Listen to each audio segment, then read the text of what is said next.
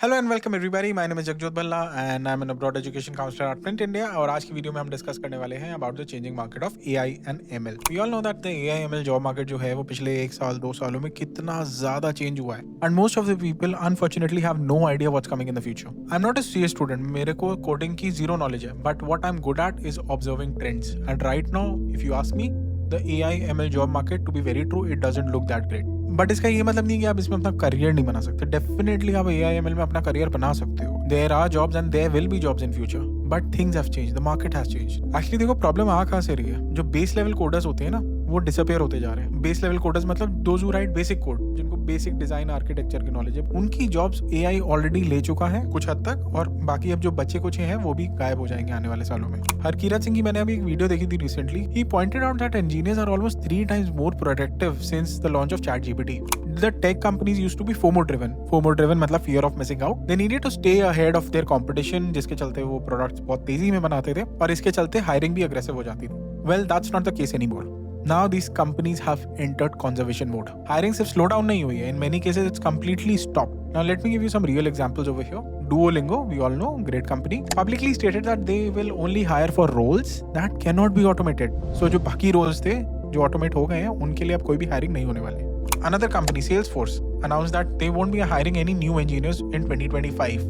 बड़ी बड़ी कंपनीज है, मास लेऑफ्स हो रहे हैं एंड एवरी मंथ न्यूज आ जाती है कि इस कंपनी ने 10,000 लोग निकाल दिए, 5,000 निकाल दिए, 15,000 निकाल दिए। एंड कंपनीज ने भी इसको बड़ी स्मार्टली कॉर्पोरेट रीस्ट्रक्चरिंग का नाम दे दिया इस ले ऑफ को। And the sad part is कि ये चीजें टेम्परेरी नहीं है। बिजनेस का मतलब क्या होता है? पैसा बनाना। बिजनेस का मतलब होता है प्रॉफिट रजिस्टर करना। अगर इकोनॉमीज इतनी टाइट रहेंगी तो इतने ज्यादा लोगों के साथ वो ऑब्वियसली उतना प्रॉफिट नहीं रजिस्टर कर पाएंगे। तो इसी के चलते लेऑफ्स हो रहे हैं, मास लेऑफ्स हो रहे हैं, और जितनी ज्यादा चीजें ऑटोमेट करी जा सकती हैं इन कंपनीज में उनको ऑटोमेट किया जा रहा है। पेरेंट्स एंड स्टूडेंट्स की अगर अभी भी मैं बात करूं, they are rushing blindly into CS fields without researching the job market. बस ये देख लिया कि भाई किसी का पैकेज देख लिया, बढ़िया पैकेज है, 1-2 करोड़ में बैठ गया बंदा जाके। दोस डेज हैव गॉन बड़ी, दोस डेज हैव गॉन। पहले क्या होता था, थोड़ी बहुत सीएस की नॉलेज होती थी, आप किसी अच्छी कंपनी में जाके प्री प्लेसमेंट बैच ज्वाइन कर लेते थे, 2-4 महीने 5 महीने सीखते थे, ट्रेनिंग लेते थे और उसके बाद आपको एक अच्छी डिसेंट सैलरी मिल जाती थी। लेकिन आज की डेट में ना इन कंपनीज की एक्सपेक्टेशन बिल्कुल चेंज हो चुकी है। उनकी अब ये एक्सपेक्टेशंस हो चुकी है कि पहले दिन से you hit the ground and you start running. अगर आप फ्रेशर भी हो,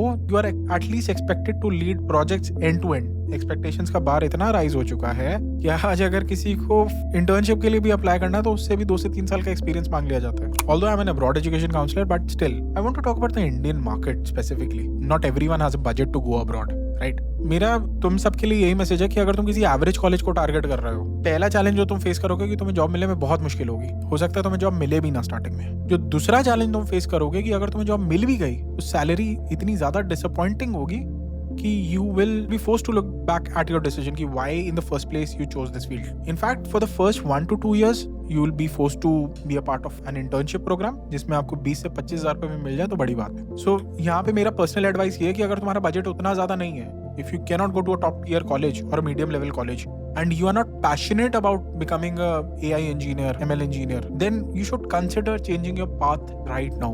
Don't waste your time. Don't waste your hard-earned money, your parents' hard-earned money, and if you're not passionate, you should stop like right now.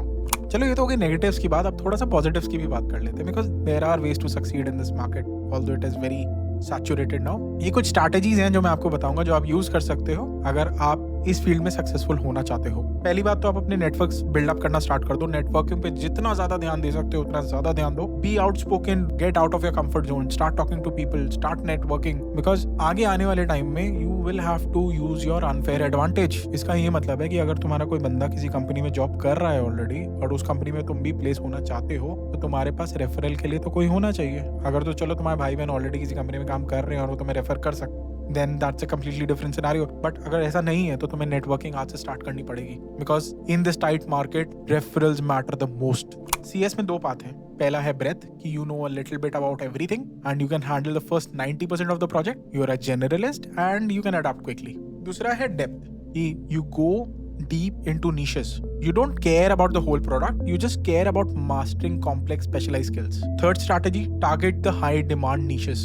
अगर आज के market का reality check देखो तो डेप्थ अगर है तुम्हारी नीशेस में, that is exactly where the good jobs and packages still exist. and they will continue to exist. अब DevOps engineers की बात कर लो, या smart contract engineers की बात कर लो, या infrastructure engineers की बात कर लो, these jobs are still high paying and they are still in demand and they will always be in demand. ये बात हम सबको पता है कि this field is evolving super fast, like really fast. जो चीज आज डिमांड में हो सकता है आने वाले 2 साल बाद वो डिमांड में ही ना हो. So your ability to learn and adapt is more valuable today than any single skill. So I'm not trying to scare you away. मैं ये नहीं कह रहा कि CS में मत जाओ, EM में मत जाओ, ML में मत जाओ. No, I'm not trying to do that. I'm trying to give you the reality check that I guess no other counselor is giving you at the moment. See, this field can still offer amazing opportunities, no doubt. But today, approach this field only if you have an actual passion for this. Approach it with realistic expectations. If you're approaching this field India में रहते हो, किसी medium level college से आते हो कि मैं 8 लाख के पैकेज पे बैठ जाऊंगा, that is almost equivalent to shooting yourself in the foot. So have those realistic expectations कि हो सकता है मेरे को टाइम लग जाए. Actually एक बहुत फेमस कोट है जो मुझे यहाँ पे याद आता है. I don't know who wrote it, but it goes like, if you're going to try, go all the way. Otherwise, don't even start. So this isn't the field for half-hearted efforts anymore. But if you're willing to go deep, stay adaptive, and truly master your craft, there's still a path forward. So choose wisely. Bye.